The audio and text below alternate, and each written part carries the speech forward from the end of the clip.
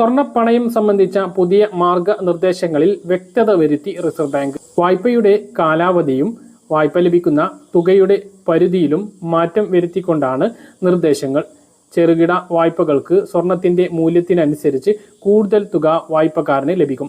2026 April മുതലാണ് പുതിയ മാറ്റം പ്രാബല്യത്തിൽ വരിക. പുതിയ നിർദ്ദേശങ്ങൾ അനുസരിച്ച് 2.5 ലക്ഷം രൂപക്ക് താഴെ വായ്പകളിൽ സ്വർണത്തിന്റെ വിപണി വിലയുടെ 85% വരെ വായ്പ ലഭിക്കും. നേരത്തെ ഇത് 75%.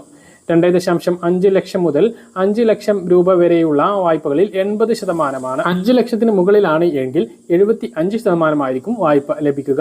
വായ്പ കാലയളവിൽ ഈ മൂല്യം നിലനിർത്തുകയും വേണം. അതുകൊണ്ട് തന്നെ തുടക്കത്തിൽ 85% തുകക്ക് വായ്പ എടുത്തിട്ടുള്ള ആളുകൾ എല്ലാ മാസവും പലിശ അടയ്ക്കേണ്ടി വരും. പലിശ മാസം തോറും അടക്കുന്നില്ല എങ്കിൽ തുടക്കത്തിൽ ലഭിക്കുന്ന തുകയിൽ കുറവ് വരുത്തേണ്ടി വരും. ബാങ്കുകളിൽ നിന്നും വാങ്ങുന്ന സ്വർണ്ണ നാണയം മാത്രമല്ല, ജ്വല്ലറിൽ നിന്ന് വാങ്ങുന്ന സ്വർണ്ണ നാണയവും ഇനി പണയം വെക്കാം. പരമാവധി 50 ഗ്രാം വരെ നാണയം ഇങ്ങനെ പണയം വെക്കാം എന്നും വ്യവസ്ഥയിൽ പറയുന്നു. ആഭരണത്തിന് പകരം സ്വർണ്ണ നാണയം കൈവശം ഉണ്ടായിരുന്നവർക്ക് പണയം വെക്കുന്നതിനുണ്ടായിരുന്ന അനിശ്ചിതത്വം പുതിയ മാർഗനിർദ്ദേശത്തിലൂടെ മാറിക്കിട്ടിയിട്ടുണ്ട്. 20,000 രൂപക്ക് മുകളിലുള്ള വായ്പകൾ എല്ലാം തന്നെ ബാങ്ക് അക്കൗണ്ടുകൾ വഴി മാത്രമേ നൽകാവൂ എന്ന നിബന്ധനയും മാറ്റിയിട്ടുണ്ട്.